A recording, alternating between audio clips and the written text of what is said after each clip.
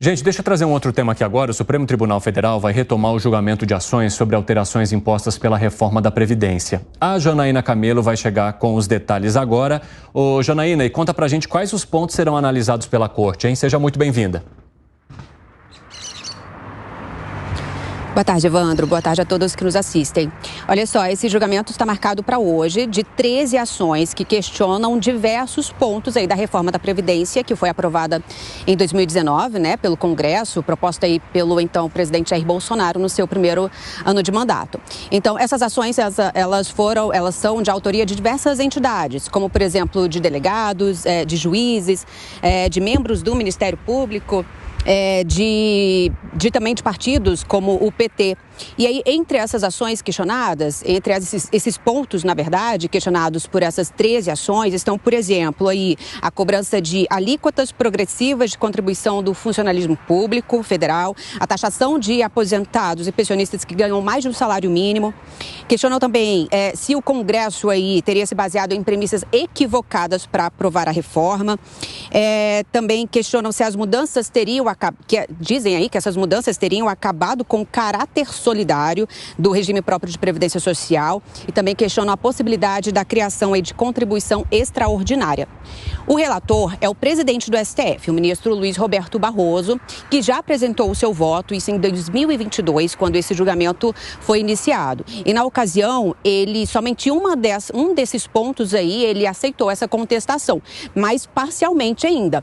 Ou seja, ele entendeu que as atuais regras da reforma da Previdência devem sim ser mantidas, mas não um trecho do artigo 149, que trata aí sobre a cobrança da contribuição previdenciária de servidores inativos. E aí, nessa questão, o relator ele entende o seguinte, que a base de cálculo da contribuição previdenciária de nativos e pensionistas só pode ser aumentada se persistir e comprovadamente déficit previdenciário, mesmo após a adoção da progressividade aí das alíquotas. O Sindicato dos Servidores do Poder Judiciário e do Ministério Público, que é um dos autores aí das ações, diz aí que a reforma da Previdência considera aí que a reforma da Previdência trouxe sacrifícios desproporcionais, especialmente aos aposentados e pensionistas aí, que já arcaram significativamente, né, durante a sua carreira. Diz também que a reforma da Previdência possui natureza confiscatória ao instituir aí as alíquotas progressivas e a contribuição extraordinária, onerando aí os servidores em patamares, segundo aí o sindicato, insuportáveis. Bom, esse julgamento, ele está marcado para hoje, mas ele está na terceira pauta aí, no terceiro item da pauta. O plenário agora está votando o segundo item, então a expectativa é que realmente ele não seja de fato julgado hoje, né, concluído hoje, mas isso vai decidir aí, quem vai decidir vai ser o presidente do STF, o ministro Luiz Roberto Barroso, ao final dessa sessão. Evandro, é com você. Muito obrigado pelas informações, Janaína Camelo. Ótimo trabalho. Se mudar alguma coisa, você chama a gente por aqui. Alan Gani, quero saber de você o que é relevante, né, nesse debate sobre as mudanças na reforma da Previdência.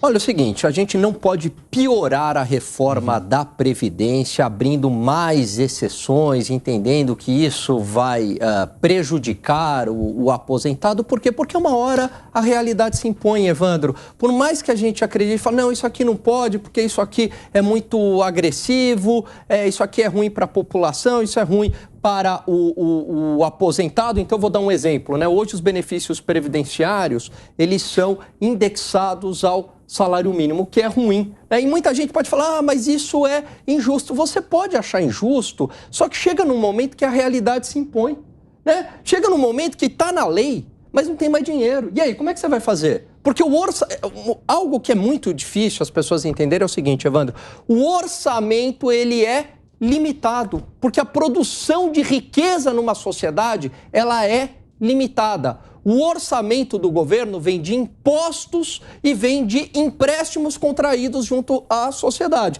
Então, se as regras previdenciárias, elas estão mais duras, é para permitir a viabilidade da continuidade do sistema previdenciário.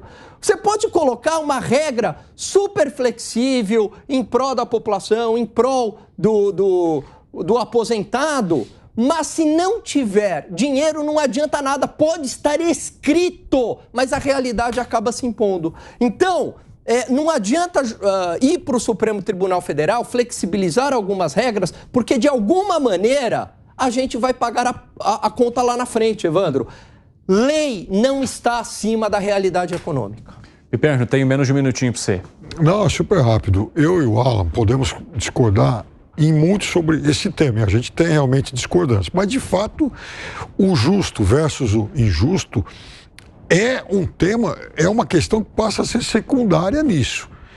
O principal, ter dinheiro ou não ter dinheiro. Então, por exemplo, eu gostaria também que a população cobrasse quem votou a reforma por não taxar, por exemplo, os militares. Tem que taxar. Então, agora, tem gente que está reivindicando que não se cobre mais de aposentado. Mas, então, faltou dinheiro também por isso, porque naquele momento uma categoria acabou saindo totalmente isenta disso aí.